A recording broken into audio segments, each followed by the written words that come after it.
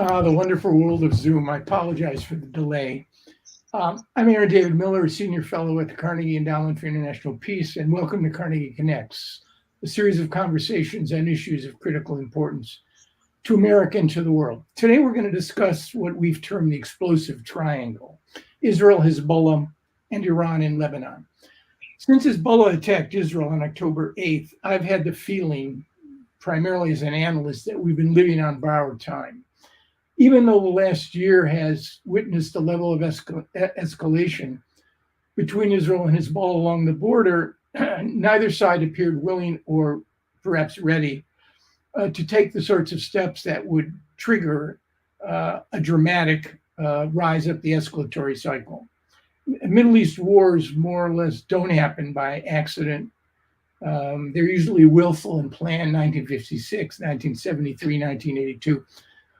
And in many cases, they're preceded by long fuses that eventually explode because one party or the other decides to change the calculation. And as extraordinary as the headlines have been over the last month, I'm much more interested in what I call the trend lines and the questions that they pose. First, how badly weakened has Hezbollah been? What are the Israelis trying to accomplish in southern Lebanon and beyond? And at what cost? And can they succeed? Amos Hochstein was in Beirut earlier this week. What are the prospects, really, for a diplomatic off-front, let alone the implementation of UN Security Council Resolution 1701, which brought to an end the summer of '06 conflict, or an amended version of that? Have events over the last month changed fundamentally, significantly, the internal power balance in Lebanon? What are the chances of an empowered Lebanese leadership? And what are the future? I'm glad today, or any day, I don't have to answer any of these questions. But we have with us today two of the best Lebanon watchers on the planet who can, or at least I'm going to press them in hopes that they can. Kim Ghattas is a contributing editor at Financial Times and the author of Black Wave: Saudi Arabia, Iran, and the 40-Year Rivalry, that unraveled culture, religion, and the collective memory in the Middle East. She's a longtime Lebanon watcher and is in Beirut today. Ambassador David Satterfield serves as the Rice University's director of the Baker Institute for Public Policy. He served in any number of capacities: Assistant Secretary of State, National Security Council Staff Director, Ambassador to Lebanon and Turkey. In October 23, President Biden appointed him a White House Special Envoy for Middle East humanitarian issues. In April, he stepped down from this role and continues to serve as a consultant for the Department of State. Kim, welcome. David, welcome back. Kim, let's start with the situation on the ground. I mean, you have ground truth right now, as hard as it's been. Give us a sense of what it's like on the ground. First of all, I'll ask the basic question. Actually, I heard Fareed Zakaria ask it of you several weeks ago. Mm-hmm. Simply put, are you safe? Safety is a relative term these days, Aaron, because as much as the Israelis say that their strikes are targeted, we all feel that our lives are hanging by a thread in many ways. I live in a safe neighborhood in the sense that I live in an area where there is, as far as I know, no Hezbollah presence, which has been, it is that presence that Israel is targeting. They've mostly focused on the southern suburbs of Beirut, which is a dominantly Shia area and a bastion of support for Hezbollah, where Hezbollah has infrastructure, bunkers, shelters, etc. They've also shelled massively southern Lebanon and started to level border villages. In the rest of Lebanon, they've also struck areas where displaced people have gone to, and Israel claims that it is pursuing members of Hezbollah that have dispersed throughout the country. And so we had a strike against a Christian village just last week. Yesterday or the night before was a very heavy night in Beirut with a lot of strikes In some areas where there was no previous warning from the Israelis that they were about to strike, they do sometimes provide warning, time to evacuate, 30 minutes to leave your life behind, your home, your memories, your belongings, your passport, etc. And the death toll so far over the last month or so is above 1,000 people, over 2,000 since all of this started on the 8th of October when Hezbollah decided to join in with Hamas and provide support, a decision that it took on its own without consulting anyone in Lebanon. But I want to say that regardless of how Hezbollah decided to start this war, Lebanon as a whole feels that it is being punished for this. And yes, Israeli strikes are targeted. Yes, Hezbollah's foes in Lebanon, political or other, and across the region, see this as a moment where Hezbollah is decapitated, put on the back foot, etc. But the danger of overreach and the rising toll in civilian casualties means that none of us really feel safe. We've seen what happened in Gaza over the last year, and we've heard the Israeli Prime Minister say that if the Lebanese don't rise against Hezbollah, Lebanon will meet the same fate. And that is a very worrying and frankly dangerous statement, which we can get into in a moment, if you will, during the conversation. But to go back to the basics of safety, I'm very privileged. I live in an affluent neighborhood in an area that is not targeted so far. I have the ability to be outside of Beirut, as I actually am now. I needed a bit of a break from the chaos of the city, so I went to the mountains to write for a few days. I have friends who will open their homes to me. That is not open to everybody. That is not open to people from villages in southern Lebanon. I'm very privileged also because I have a European passport. If I wanted to, I could leave the country. I have chosen not to. And I'm mostly privileged, Aaron, because I have my voice and a platform, and I'm here speaking with you. Thank you. You've been in Lebanon for all four of the major confrontations, 82, let's count 1993. Yes, it's not a record I'm proud of, but unfortunately, No, but that's been my you're a fate. survivor and you have perspective. And so I want to ask you the following question. You were there in the summer of 06. It was a 34-day war. Lebanese infrastructure was heavily targeted. Is there any sense of difference between those two conflicts? Yes, there are certainly tactical differences. The campaign this time started with, as we all remember, the pager explosions, the walkie-talkies exploding, and also it was preceded by a year during which, as I said, Hezbollah engaged Israel in this tit-for-tat, which it thought it could contain, even though it was warned repeatedly, you're dragging Lebanon into another full-on war with Israel. So over the course of that year, Hezbollah lost a lot of rank-and-file field commanders, and Israel was able to observe how Hezbollah operated and increase and intensify its surveillance of the group, as it has done over the last 18 years since the end of 2006, which ended in a stalemate. In addition, as opposed to 2006, when the war started very quickly. Within just a day, we were in a full-fledged war after Hezbollah kidnapped two Israeli soldiers on the border.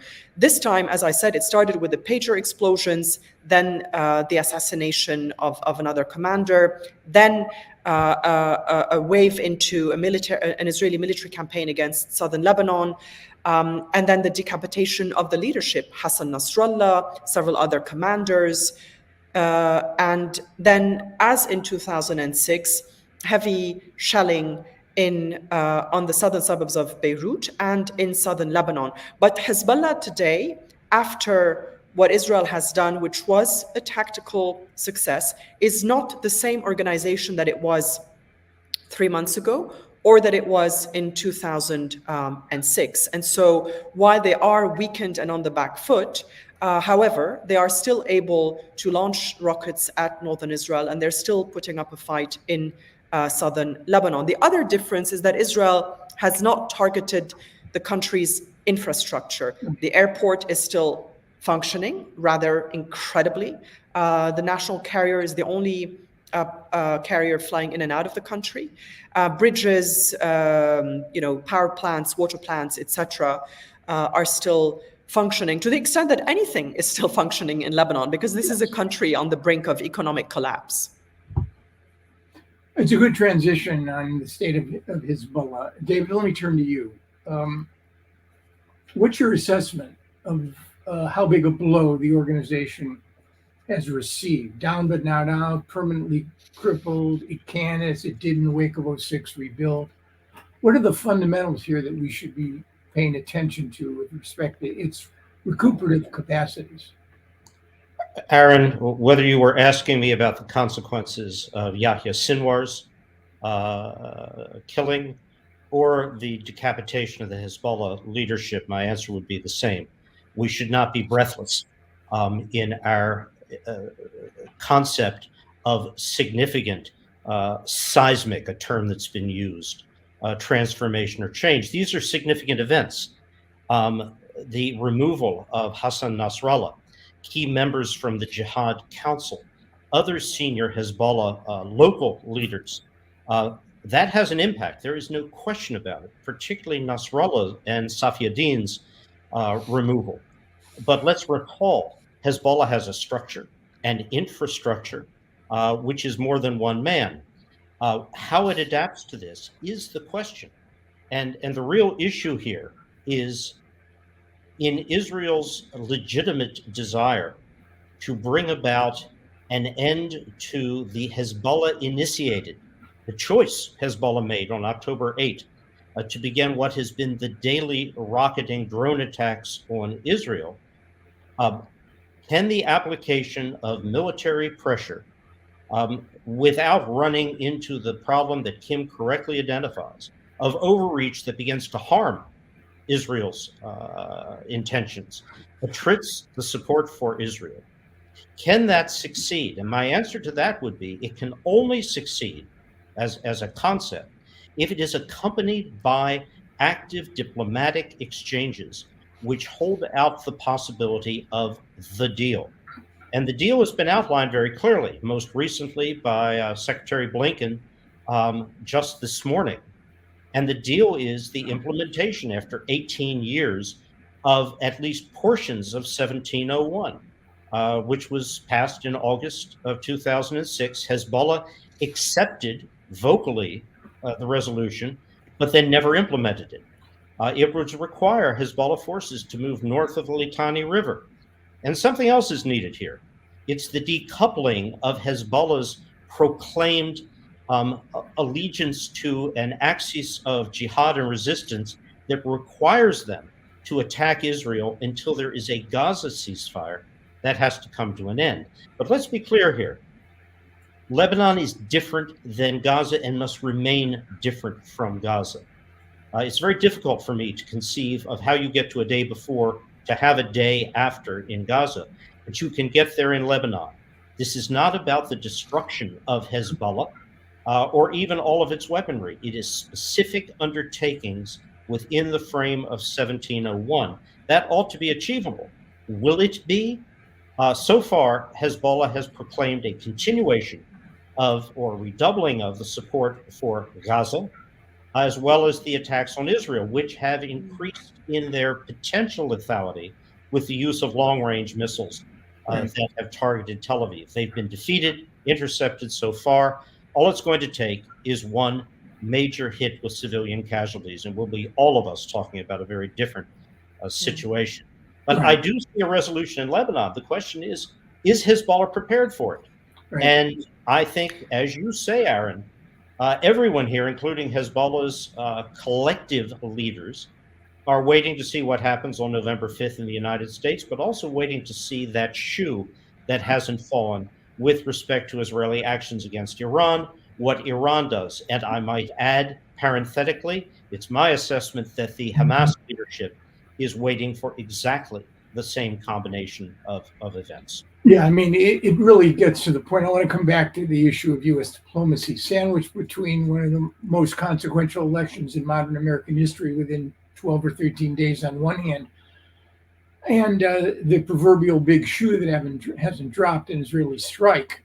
It just strikes me that U.S. leverage, influence, and capacity to alter the situation is clearly much reduced. Before we get to the diplomacy, though, I want to ask both of you a question on Iran and Hezbollah. The proxy strategy has worked to a extraordinary degree with respect to being one of the elements of Iran's deterrence, the other being its ballistic missile capacity, and then, of course, the ultimate deterrence, maybe not, its putative quest for a deliverable nuclear weapon. Has the proxy problem, or has the proxy sword proved to be double-edged now with respect to Iran? I mean, the whole point of the proxy is to keep the adversary away from the homeland, away from your own territory. And it seems clearly, it's fascinating that Gaza actually, the Israeli assassination, which they haven't claimed responsibility for, of Ismail Haniyeh in Tehran has brought the proxy problem to Tehran's doorstep. So first to you, Kim. Do you think the Iranians are recalculating the value, the capacity, the investment, billions of dollars to Hezbollah? Or, if given the chance, will they continue to support it? Yeah, I wrote about this actually already in October 2023, predicting that in a way, Iran's policy of using proxies, forward defense bases in Lebanon, Syria, Yemen, and Iraq was coming to an end, and that they were looking down the barrel of a gun. It's taken a while to get to the actual point where they are facing the assassination of a Hamas leader on their own territory. But I think that they're finding the limits of their ability to protect themselves with those proxies. Having said that, there's a saying in a lot of quarters in the region amongst those who oppose Iran's policies and the Islamic Republic of Iran, that Iran will fight Israel until the last Arab. Yes. The other point to be made here, which is important, is that as it watches its policy of using proxies to defend itself falter, it may accelerate its nuclear program and weaponization of its nuclear program. And I think that's something that we need to keep in mind. But I want to go back briefly to the previous point on Hezbollah, where it stands and how we can go forward. And I'm sure we'll come back to the diplomacy. But I think we have to be careful, as David said, not to overestimate how big of a blow. I think it was a massive blow. I think Hezbollah will not be what it was over the last 20 years for a very long time anymore, if ever. I don't think they can recuperate. But we've also learned not to predict the demise of Hezbollah too quickly.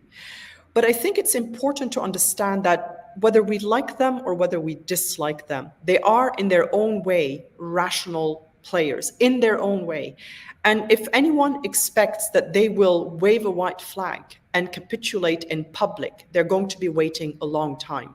And I think that's where we have to be careful about overreach, but also, and for Israel to, clearly outline its goals. I had, European and American diplomats ask me, shouldn't Israel have found that it had already reached its goals by the killing of Nasrallah? Wasn't that a moment to, in essence, declare victory of some sort and force a negotiated settlement? And so if you don't do that, what is the next goal? I mean, how far do you go in your bombing campaign? If you're expecting Hezbollah to wave a white flag, that's not going to happen. So it happens in the back rooms, in the channels of diplomacy. And that's where you rely on the Prime Minister of Lebanon, the Speaker of the House, who's Shia, Nabih Berri, who said that he now has the authority to negotiate on behalf of Hezbollah. Needless to say, you take their promises of their willingness to abide by 1701 with a huge grain of salt. But that's where it starts. It's not going to start with the declaration of capitulation. And, the Lebanese will also retort that, they're willing to deliver, perhaps if they can, the Hezbollah agreement to a ceasefire. But can the US deliver the Israeli agreement to a ceasefire? And that's what went wrong just before the assassination of Nasrallah, or because the assassination of Nasrallah. There was a US-French agreement and a joint statement by both presidents calling for a 21-day truce, and negotiations and diplomacy was beginning. And the Israeli prime minister decided that instead of engaging in that course of diplomacy, he would give the go-ahead for the assassination of Nasrallah. So both sides need to show and prove that they're willing to deliver on their promises of a ceasefire. Before we leave, by the way, I agree with the point both you and David have made. We need to ban the word inflection point, game changer, watershed from most. And I would like to ban the word opportunity because everybody's talking about what kind of opportunities are arising from this moment. And I fear that the greatest opportunity is an opportunity for chaos. Yeah. David, I want to get to the issue of your assessment of Israel's objectives in Lebanon, because it does get to Kim's point and yours with respect to overreach. But let me just ask you for a word on Iran and Hezbollah. Sure. Here, we have a big question mark rather than an exclamation point. And the issue is, what is the risk tiering in Iran? And I'll simplify that. Does Iran assess, and they're rational actors too within their own frame of calculation. They're not suicidal. But does Iran assess, as some analysts hold, that the risk of not aggressively responding to Israel outweighs the very real risks generated by such a response? In other words, the regime in Iran, intrinsic to it, part of it, of its existential self-definition and projection of identity, is the active, visible pursuit of leadership of the so-called axis of jihad and resistance.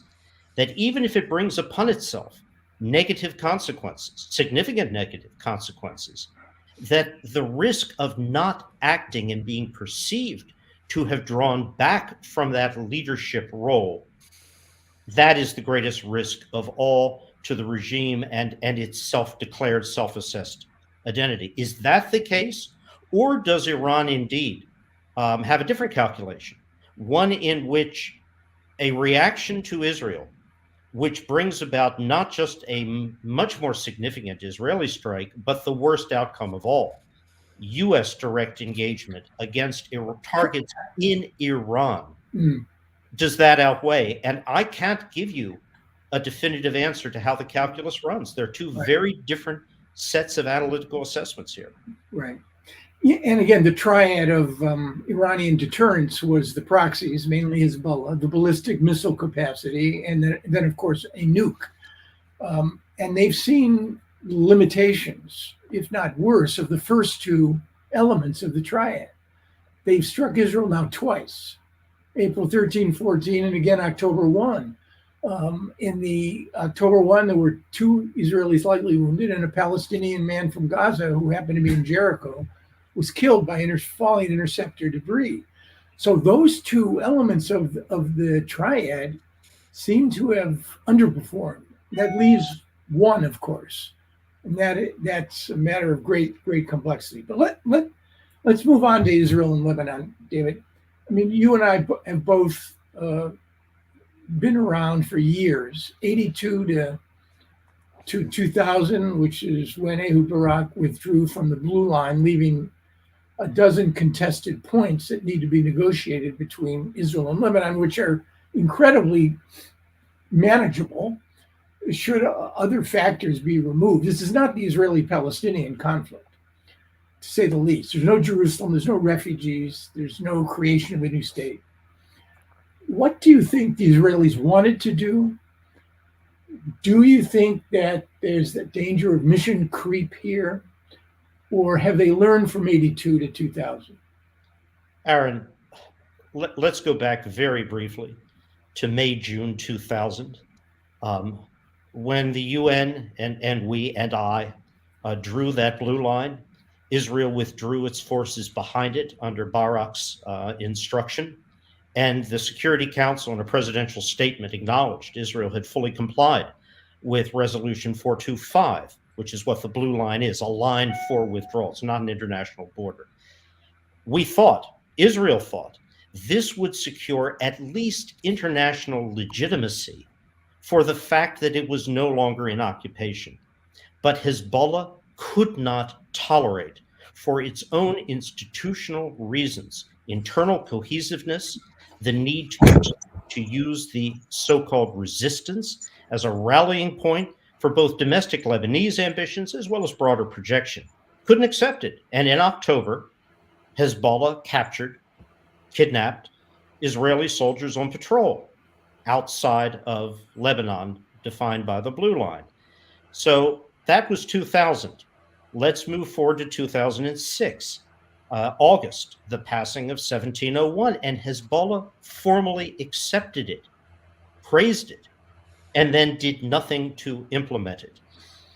These are conscious choices. And the question now is, what's the combination of factors that avoid the very dangerous and very significant risk of overreach? And it's there. The idea that you target Hezbollahi cadre of perhaps middle or less than middle rank, and in the process create a dozen or 20 civilian casualties. That's not going to be tolerable over time. It's similar to the bouncing of rubble in Jabalia camp in North Gaza. How many times can you do this? What's your tactical, if not strategic gain compared to the loss, the reputational loss, the attrition? That's what Israel has to be careful about. What's the resolution set here? It's negotiations of a diplomatic character that is not the surrender, as Kim talks about, the waving of a white flag. It's the acknowledgement. We're accepting, for the sake of Lebanon and the Lebanese and our national allegiance, I'm putting words in Hezbollah's mouth, of 1701. It's an international resolution accepted by the Council. That's what's needed. And right now, my assessment is the Israeli government, if that were indeed done, if they saw the demonstrated visible withdrawal of Hezbollah forces north of the Litani and that decoupling of attacks with Gaza, I think that would be acceptable. Yeah. But let me ask you I think the following question. I mean, it assumes that there is going to be a negotiated agreement on 1701. What is to prevent a reprise this time around with respect to Hezbollah's presence in the south? Because, Aaron, Israel has insisted on the right to act in its own defense if there is a violation of the provisions of 1701 relevant to that Hezbollah presence, armed presence, below the Litani. That's the answer. They'll strike. Right, but and again, to Kim on this, if Hezbollah's legitimacy in Lebanon is inextricably linked with the quote unquote resistance, apart from the 12 still to be negotiated points on the border, including Sheba Farms, what becomes of Hezbollah? If Hezbollah is forced to accept a new version of 1701, which demands and compels it with an international force, maybe UNIFIL is replaced, maybe the Lebanese Armed Forces. I mean, there are a lot of maybes here. Just unpack for me, how does Hezbollah survive as it has survived? As a legitimate actor within the Lebanese political scene without its resistance mandate and mission? Does it change into something else? There are two ways of looking at this at the moment, depending on who you speak to in Lebanon. I have, Shia friends who are very much opposed to Hezbollah, because I think it's very important to make clear that, the Shia community in Lebanon is not a monolith, and that a solid majority of Lebanese in general oppose Hezbollah, even while they fear Israel's military campaign against their country. And I have friends who say, Hezbollah doesn't represent us. It represents nothing. It is not a Lebanese political party. It is a tool of Iran. And if they are made to let go of their role as a resistance movement, then there's no role for them in Lebanon. And you have others who say no.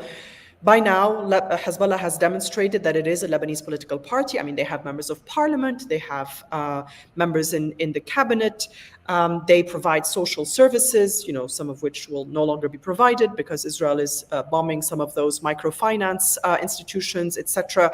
And you have to find a face-saving way for them to continue to be integrated in Lebanese political life. And you will also have the actual very sort of mundane issue, but very important issue of several tens of thousands, or I don't know how many by the end of this, young men who will, in essence, if we get to this point, be decommissioned if diplomacy is successful. And that's a lot of young men who suddenly have not much to do. Do you integrate them into the army? There's a lot to envisage before we get to that point. But these are all questions that need to be thought through. I think that what we're going to see is not necessarily a revision of 1701, because I suspect David knows more about this, that it would be very difficult to get this through the UN Security Council at the moment. I think we're going to have a 1701 with an implementation document agreed upon between the Israelis and the Lebanese. A little bit like after the 96 episode, Grapes of Wrath, you had, I think it was the quadripartite commission or something. It is possible with the French. I believe the Americans were also involved. David, correct me if I'm wrong. So I think that's what we would be looking at in terms of implementation. The Lebanese army would be empowered, maybe UNIFIL's role can be expanded, but I think it's going to be very difficult for the Lebanese state, if you want to empower the Lebanese government with all its faults, and I hope we'll be able to move forward and elect new leaders as well. It's going to be very difficult for anyone in Lebanon to accept that Israel will have the right to continue to fly over Lebanon. That is a breach of sovereignty, and it's a breach of 1701. And it is going to be very difficult for the Lebanese to accept that Israel will have the right to strike at will. So we have to find a way whereby this resolution, if we get to that point, if 1701 is the way forward and there is a unilateral ceasefire declared, there will probably be a trial period, for lack of a better word, like a 21-day truce or a longer truce during which this can be tested, and then an agreement will be reached for a final application of 1701. That's just, me thinking, through the various stages that we need to go through. But I want to point out something that is a big difference with 2006 and 2000. Because, David, you make the key point of saying that Hezbollah did not give up its weapons. We all thought, a lot of people in Lebanon thought, Israel withdraws, Hezbollah's role as a resistance movement is over. You know who made sure that role would not be over? It was Bashar al-Assad. And he made sure in 2006 that 1701 would not be fully implemented alongside with Iran.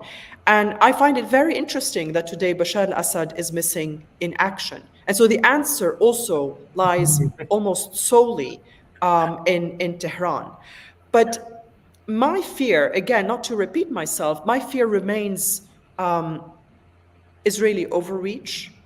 And in a way, I'm wondering whether the Israelis feel that it's time for them to, in a way, flip the script on the Iranians, to take the fight to them, to have areas of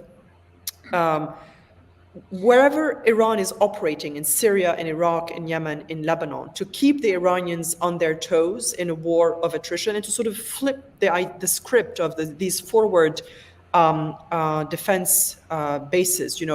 There's now further Israeli military activity in Syria, not just on the Golan, but also on the coast. I believe they struck Latakia just a few days ago. So we're in a moment where things could, go in many different directions. And I really hope that all heads can come together to press on all sides, including the Lebanese and the Israelis, that it is really time to seriously consider how to move on from military campaigns and missiles flying around the region. Yeah, just a point before we go to David. Politics and national security and foreign policy mix very uneasily in Israel. And let's be clear. I mean, I'm not saying anything that no one's aware of. You have an Israeli prime minister whose primary objective is to stay in power. And that means, to some degree, a level of, I would say, controlled escalation. And that's going to be a considerable problem. One Israeli who shall remain nameless, known to all of us, said to me, a year for Hamas, a year for Hezbollah, and a year for Iran, which is a terrifying sort of paradigm. David, to you, the Israelis may have decimated Hezbollah, minimizing Hezbollah's threat to Israel. They still have their precision-guided missiles. But Hezbollah still represents, relatively speaking, a major actor in internal Lebanese politics. In real time, let's say between now and the end of the year, do you see a possibility of serious diplomatic work to make UN Security Council Resolution 1701? Russians and the Chinese would have every interest, presumably, in blocking this. So you may not get a new UN Security Council resolution. You could get some variation of a ceasefire. Do you see this as real, based on Hezbollah's vibrancy still? I think, and I'll use the word that Kim asked us not to use, opportunity, imkaniya, possibility. It does exist. It's real, and I can't dismiss it.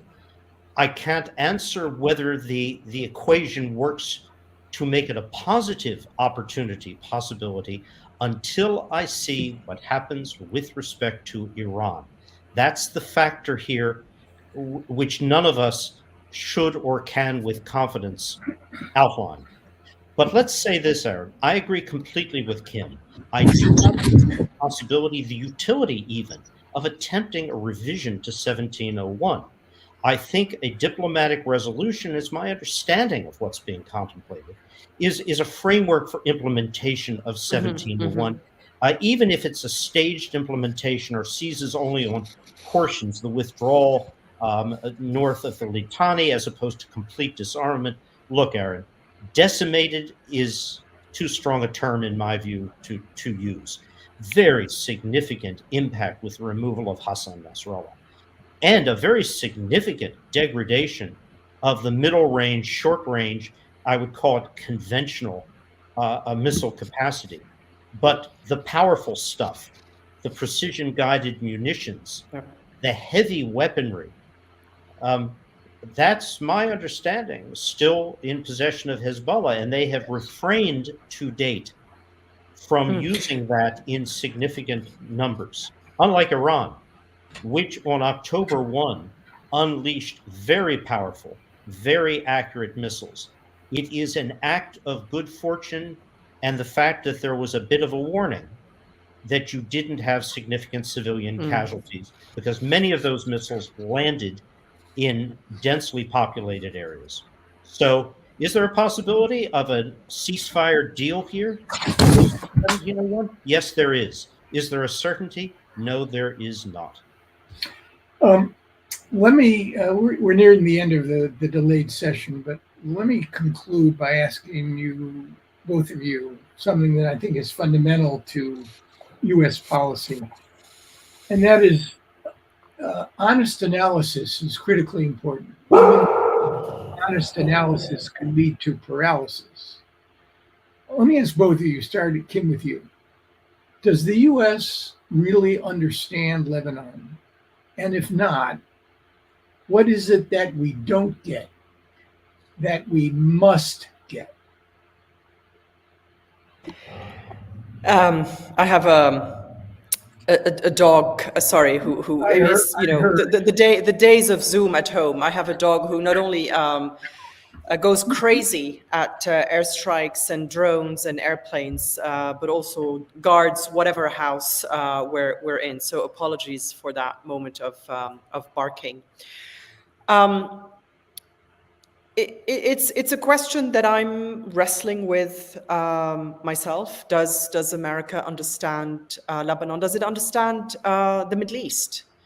I'm in the middle of researching and writing my next book, which actually looks at the genesis of all of this in the 1980s as Israel invades Lebanon, kicks out the PLO.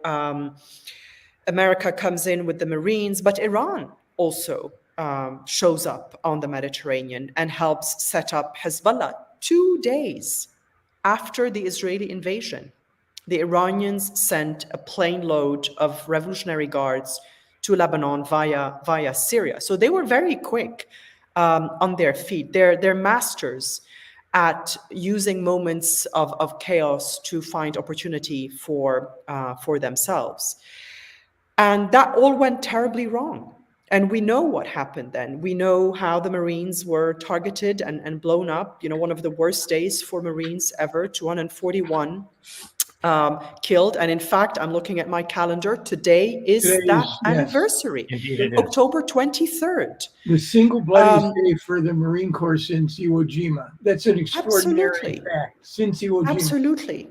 And the parallels between today and 1982 really scare me, Aaron, because again, America came in to Lebanon because Israel had invaded with a wink and a nod from the Secretary of State at the time, Alexander Haig, and it found itself embroiled and suddenly, for the first time, found itself to be directly targeted in such a manner in Lebanon.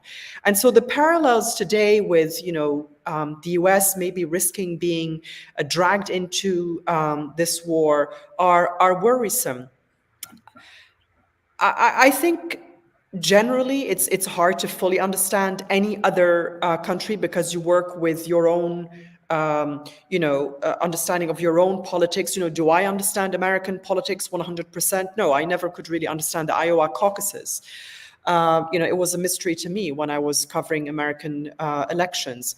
But I think there is a fundamental problem, which is also an advantage in American politics, or just a general American attitude to things, is everything has a solution, everything can be fixed, everything can be worked out.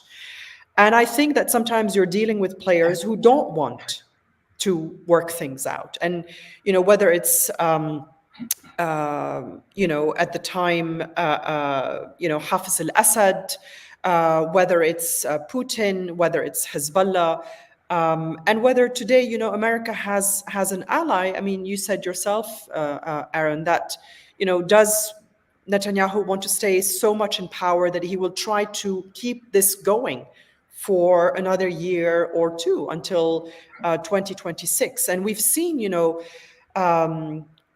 Anthony Blinken fly to the region again and again, and saying, we're close to a ceasefire, we're close to a deal. And absolutely, Hamas holds huge responsibility for not delivering on a ceasefire.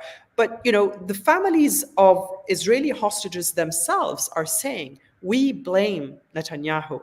So I think America's desire to see a solution everywhere, and to sometimes think that there are ways to remake the Middle East, as in 2003 with the U.S. invasion of Iraq, is why we find it hard sometimes to see eye to eye on what is the future for this region. Sorry, this is not necessarily a well thought through answer. I'm still going through the thinking process, and I'm writing about it. So clearly, I still need to work on my conclusion. But I hope you'll have me back on when I've written my conclusion and I've explored the arc of those 40 years of Iran, the U.S., and Israel stuck in this triangle in the Middle East. Well, you make an important point. Even when I was working, and David will appreciate this, I often thought we were like some sort of modern day Gulliver wandering around in a region that we really didn't understand, tied up by tiny powers whose interests were not always our own, and also driven by our own illusions about fixing things. David, final word to you. It is October 23rd. I remember well those days, you and I briefing then Special Envoy Donald Rumsfeld on Lebanon, carrying a lot of illusions in his briefcase. The final word to you, David. Sure. You know Lebanon well. What is it about Lebanon we don't understand? And what is that we must understand? I'm going to give what may be a counterintuitive response here. I do believe that the U.S., certainly this administration, understands in a much more pragmatic, cold-eyed, reality-based fashion what the Middle East, Lebanon, Iraq, Syria are and are not. Maybe to the point of underestimating the impact of the sway of U.S. power. The debacles of 82 to 85, the outcome of 96, with the near acknowledgement of the legitimacy of Hezbollah's, quote, resistance, close quote. The outcome of 2000, which was a success. We did negotiate a UN acknowledgement of implementation of 425, but then it didn't achieve the outcome sought. And then the crashing blows in succession of Afghanistan in the overreach department, Iraq, and Libya, it's chastened the U.S. Does the U.S. understand Lebanon? I think it understands, in a certain sense, better than it ever has before. You could ask the same question, does France understand the realities of Lebanon? La mer civilisatrice. It's changed. It's had to. We all have. I think there is a more profound acknowledgement of the complications, the difficulties. Nobody's talking about remaking the earth here. You're talking about achieving near-term, more rather than less enduring, more rather than less stable, almost Kissingerian, near-term resolutions rather than grand outcomes. I happen to believe that's right because I don't think the grand outcomes are there. I think there's also an understanding, and I'll conclude on this note. Looking back at the last half century, when there has been positive progress towards pieces of peace in the Middle East, U.S. can facilitate, U.S. can support, can encourage, can make helpful proposals on the security side, the economic side, but the peacemaking isn't ours. It's the parties themselves that have to conclude out of self-interest that this is what they want to do or don't want to do. And I really do believe the U.S. has a more honest reflection upon what we can do, what we cannot, and the dangers of diplomatic overreach. So do we understand Lebanon? There's a story from many, many decades ago called Only the Dead Know Red Hook, which is to say, in a way, Lebanon's complexities can only really be understood in a lifetime. And even then, I'm still puzzled, and I've spent a half century in and working with Lebanon and the Lebanese. I think it understands it enough to have realistic goals.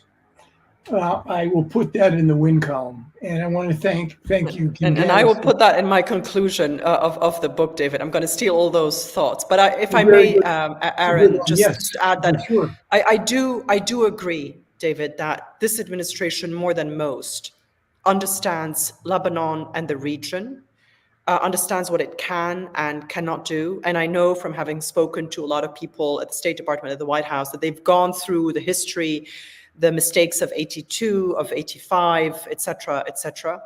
So I think that is right.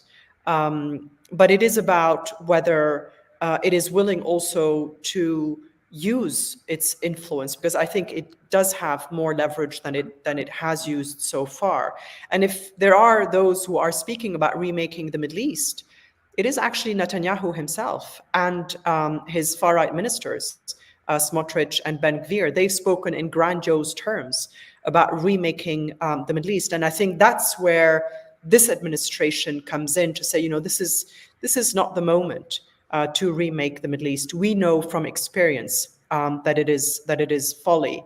And if I may just end with a final word, because this is my country, it is difficult to go through this again and again. My life has been defined by war. I was born into this, the civil war, Israeli invasions, you name it. And I will state again that I am amongst the privileged who are safe and who have, if I choose to, an exit door. But I would like to quote Anthony Bourdain, the celebrity chef, who got stuck in Lebanon in 2006, and it changed his career. He made an incredible documentary about that experience, which was all about Lebanon and not about himself. And it changed how he approached his series about food around the world. And he said, and I paraphrase vaguely, everything wrong in the world is in Lebanon in the best possible way. On that note, I miss Anthony Bourdain. I want to thank you, Kim Ghattas, and you, David Satterfield, for your honesty and your clarity. It's been a fabulous discussion. I apologize to all you Carnegie Connects listeners and viewers that we started late. Until next time, and Kim, especially for you, please try to stay safe. Thank you for having me. Thank you, David and Aaron. Take care. Thanks, Aaron. Kim, all best.